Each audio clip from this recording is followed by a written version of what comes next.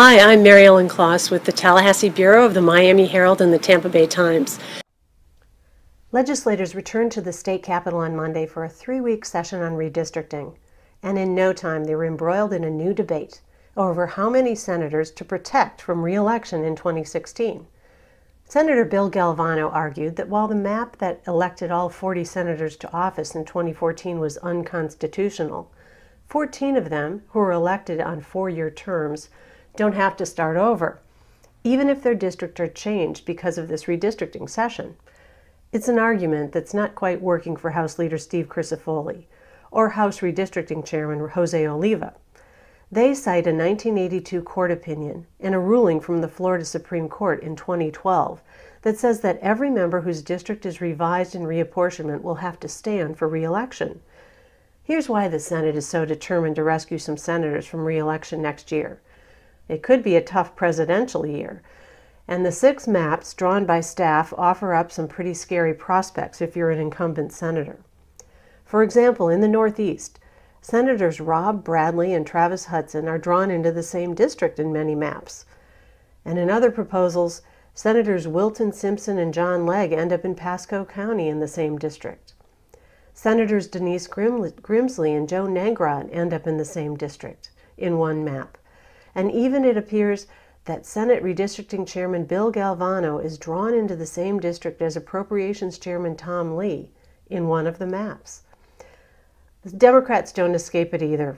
Senators Jeff Clemens and Joe Abruzzo are paired together in 2 of the maps, and Senator Abruzzo and Senator Maria Sachs are drawn together in another.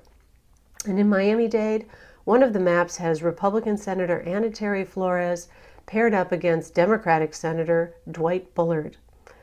But the prospect of those rivalries didn't even come up when the House and Senate redistricting committees met all day Monday to review the proposed base maps. What did come up was the issue of what should happen with Tampa Bay. It's not exactly as dramatic as George Washington crossing the Delaware, but the debate over whether the Senate map should cross Tampa Bay will be key. The current district is held by Senate Democratic leader Arthenia Joyner. It's a minority-majority district that votes heavily Democratic. And to preserve the voting strength for minority voters, it now crosses Tampa Bay and links communities in both Hillsborough and Pinellas counties. Now, this issue came up during the congressional redistricting, when the court ordered legislators to redraw the congressional map without crossing the bay. But the proposed revisions to the Senate map drawn by staff show that every proposal crosses the bay, cutting into Pinellas. Now, some redistricting experts say it's possible to draw a Hillsborough-only African-American seat.